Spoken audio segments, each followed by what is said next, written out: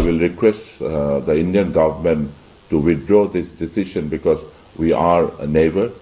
We are a good. India ने बांग्लादेश के साथ होने वाली ट्रांसशिपमेंट को मुकम्मल तौर पर बंद कर दिया था, जिसके बाद एक रिपोर्ट निकलकर सामने आई है कि इंडिया के इस फैसले की वजह से बांग्लादेश की एक्सपोर्ट कॉस्ट जो है वो 20 से 25% तक बढ़ चुकी है, जिसकी वजह से बांग्लादेश को सालाना 17,000 करोड़ का नुकसान होगा और लाखों लोग बेरोजगार हो जाएंगे। माल के साथ जो बांग्लादेश की इंपोर्ट एक्सपोर्ट है वो भी आप वहाँ पे ट्रांसशिपमेंट नहीं कर सकते।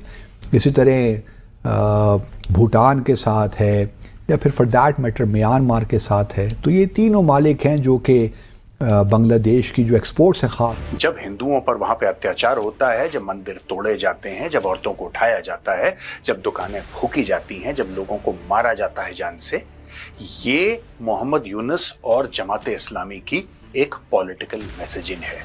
50 साल इंडिया का खाता रहा है, अब्बू जी का माल खाता रहा है, अब्बू जी से तजारत करता रहा है, तो हमारे भी वो नहीं बने, उनके भी अब्बू जी के भी नहीं बने। कभी उनसे जाके मांगते हैं कि हमें चावल दे दो, चीनी दे दो, ऊपर से चाइना को भी देते हैं, फिर चाइना से मांग लो। दोस्तों, भारत स्पेशल में आपका स्वागत है। चंद दिनों के अंदर ही बांग्लादेश भारत के सामने ट्रांसशिपमेंट को वापस चालू करने के लिए आग्रह करने लगा है और भारत के सामने गिड़गिड़ाने लगा है। अब Bangladesh garments manufacturers and exporters association के अध्यक्ष फारूक हसन ने कहा कि 2025 उद्योग के लिए चुनौतीपूर्ण वर्ष होगा, क्योंकि अमेरिकी टैरिफ और भारत द्वारा ट्रांसशिपमेंट सुविधाओं को रद्द कर दिया गया है। उन्होंने माल ढुलाई की बढ़ती लागत और प्रतिस्पर्धा की कमी की चेतावनी दी और भारत सरकार से इस निर्णय को वापस लेने और राजनयिक संबंधों को मजबूत करने का आग्रह किया। Bangladesh garment manufacturers and exporters association के अध्यक्ष फारूक हसन कहते हैं, यह बांग्लादेश में गारमेंट निर्माताओं के लिए एक चुनौतीपूर्ण वर्ष है, क्योंकि राष्ट्रपति ट्रंप ने हाल ही में टैरिफ लगाए हैं, जिससे पूरी अर्थव्यवस्था अस्थिर हो गई है। इसके अलावा भारत द्वारा ट्रांसशिपमेंट सुविधाओं को रद्द करने से भी प्रभाव पड़ने वाला है। हमारी माल ढुलाई लागत बढ़ जाएगी, हमारा लीड टाइम बढ़ जाएगा, इससे हमारी प्रतिस्पर्धात्मकता कम हो जाएगी। मैं भारत सरकार से इस निर्णय को वापस लेने का अनुरोध करता हूं, क्योंकि हम आपके पड़ोसी हैं। भारत को यह स्वीकार करना चाहिए कि हमारे उनके साथ अच्छे संबंध थे। हमारे राजनयिक पक्ष को भी भारत के साथ मिलकर काम करना चाहिए और इस चुनौती के लिए कुछ समाधान निकालना चाहिए।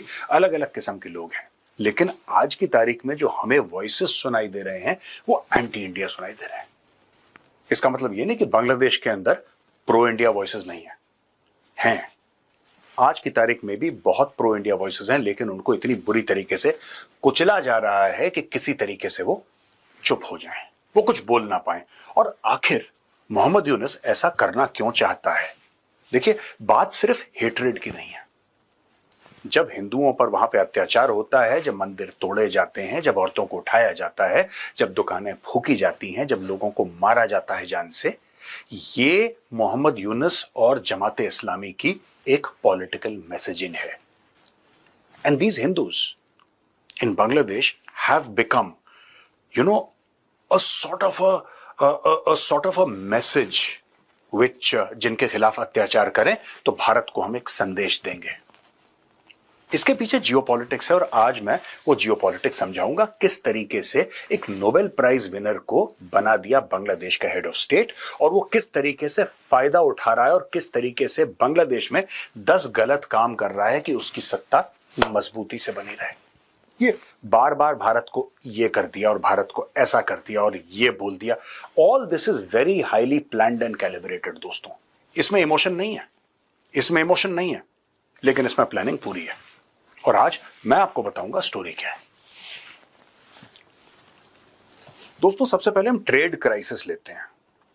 अभी तक तो भारतीय मीडिया यही कवर कर रहा था कि साहब वो 7 सिस्टर्स के ऊपर मदद नहीं कर सकते, ना ही हमें करनी चाहिए। लिहाजा पाकिस्तान को अपना सोचना चाहिए। अभी आप ऑफ कैमरा मुझे एक बात बता रहे थे, जरा बताएं मेरी ऑडियंस को। अब आप कहते थे कि मैं अपील करने वाला हूँ आज ये वीज़े के लिए, वो स्टोरी ज़रा सुनाएं ना। मैं ऑफ कैमरा भी कह रहा हूँ, ऑन कैमरा भी कहता हूँ कि मैं यकीन करें कि मुझे बहुत से लोग कहते हैं आप इंडिया के बारे में इतना अच्छा बोलते हो, आप इंडिया को जितना प्रेफर करते हो, पाकिस्तान के लिए नहीं करते हो, क्यों इंडिया के साथ अच्छे करते हो? तो मैंने कहा अगर इंसान ने किसी से साथ तल्लुकात बनाने होते हैं, कहीं जाना होता है, तो उसके लिए पहले अच्छा पैगाम देना चाहता हूँ। अगर मैं भी बुराइयाँ मैं भी सब जैसा हो जाऊँगा, फिर एक जैसे हो जाएंगे। अगर मैं वो कहेंगे ये तो हमारी बुराइयाँ भी करता है। आपने किसी के साथ तल्लुक बनाने हो, आपने किसी अदारे में जाना हो, तो आपको चाहिए कि उसके अदारे की तारीफें करें। अच्छा। आप फिर तभी जाएंगे। बड़े स्मार्ट है वैसे आप हैं। मैं बहुत स्मार्ट हूँ, यकीन करें कि मैंने 3 साल से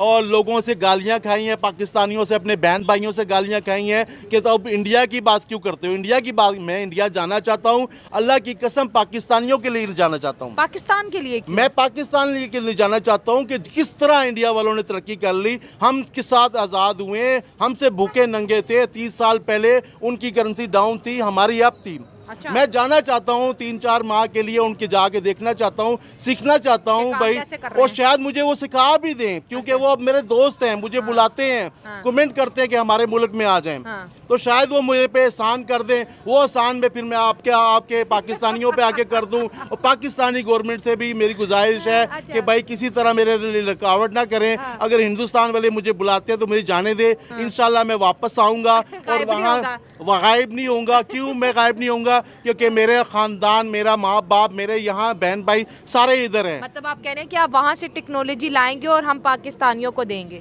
जाहिर सी बात है ना, देखिए हम मीडिया के जरिए जो टेक्नोलॉजी मिलती है हमें, वो असल में रियल में जाने का कुछ और है। कई बातें जो राज की बातें हैं जाके वहाँ जाके ही पता चलेंगी। अच्छा। ठीक है, ग्राउंड रियलिटी में पता चलती है, बाहर से नहीं पता चलती। हमें जो फिल्मों में दिखाया जाता है वो असल तो नहीं होता, सब झूठ होता है। जो ड्रामों में दिखाया जाता है वो सब झूठ होता है। जब तक मैं वहाँ नहीं जाऊँगा, जब तक वहाँ नहीं सीखूंगा, अगर मुझे वहाँ कुछ गलत लगेगा तो मैं आके बताऊँगा कि वहाँ पे ये गलत है। मगर अगर वहाँ से मुझे कोई अच्छा मैसेज मिले तो मैं आके, मेरी अब 49 ईयर्स ओल्ड हो गया हूँ, मैं चाहता हूँ आखिरी उम्र के हिस्से में कोई ऐसा काम कर जाऊँ कि इन दोनों मुल्कों की नफरतें ख़त्म हो जाएं। मैं इतना छोटा सा आदमी हूँ, ठीक है, और इतना छोटा भी नहीं हूँ। अगर चाहे तो एक देखिए, कायद आज़म एक इंसान ने पाकिस्तान बना दिया, ठीक है ना, गांधी ने, एक इंसान ने हिंदुस्तान बना दिया, आज़ाद किया। अगर मेरी बातों से पाकिस्तानियों को ज़हन खुल जाएं और मेरी बातों को, अल्लाह का शुक्र है पाकिस्तान में भी लोग सुनते हैं और मेरी बातों को हिंदुस्तान में भी लोग एंजॉय करते हैं और वो सुनते हैं, क्योंकि मैं डरता नहीं, ना मेरे बीवी हैं ना मेरे बच्चे हैं, मैं अकेला 1 पर्सन हूँ। तो लिहाजा मेरी हुकूमत से गुजारिश है, आपके चैनल की वजह से मुझे वहाँ जाने दिया जाए और जो भी अच्छा होगा, बुरा होगा, मैं आपको आके सही बताऊंगा। भाई अंकल को आप जाने दें। यूनुस को लाया डमी को, अब उसने मुंह से अब सच बात निकल आई है। अब खुल के चाइना सामने आ गया, चाइना आ गया सामने, खुल के सामने आ गया। जो छुपा हुआ आ रहा था अब बिल्कुल सामने आया था। इसी चीज़ का अमेरिका को ख़तरा है कि चाइना बांग्लादेश में ना रहे, चाइना को, अमेरिका को ख़तरा है, और हिंदुस्तान को तो कोई ख़तरा नहीं है। अच्छा, हिंदुस्तान के लिए तो ये कोई मसला नहीं है। हिंदुस्तान ने तो देखे ना, आज 30 साल से किसी के साथ लड़ाई करता ही नहीं है। वो तो अपनी इकानमी को ऊपर लेके जा रहा है, उसको इधर उधर की फिक्र ही नहीं है। वो तो बांग्लादेश के साथ उसने हमदर्दी की, 30 साल उनको चलाया, पाला पोसा, आगे वो कहते हैं ना, फिर वो क्या 50 साल से भी ज्यादा के ताल्लुकात थे दोनों। ताल्लुकात तो ज्यादा थे, मगर 30 साल से उन्होंने ज्यादा उसमें डेवलपमेंट की है। पहले इतनी नहीं की जितनी 30 सालों में की है। मगर वो कहते हैं कि उन्होंने कोई पास ना रखा, कहते हैं ना कि जिस थाली में खाया उसी में पेशाब कर दिया, छेद कर दिया, पेशाब कर दिया, एक ही बात है। ठीक है, तो अब कौन सी थाली में बांग्लादेश जाएंगे, कहाँ से थाली लेंगे, किसकी थाली? पाकिस्तान की थाली में तो कुछ नहीं है। पाकिस्तान ने तो, लेकिन एक अंकल यहाँ पे एक सोचने की बात है, जैसे आज अजीत डोवाल कह रहे हैं गेट आउट बांग्लादेश। S-400 पहले टर्की ड्रोन बांग्लादेश ने इंस्टॉल किए थे बॉर्डर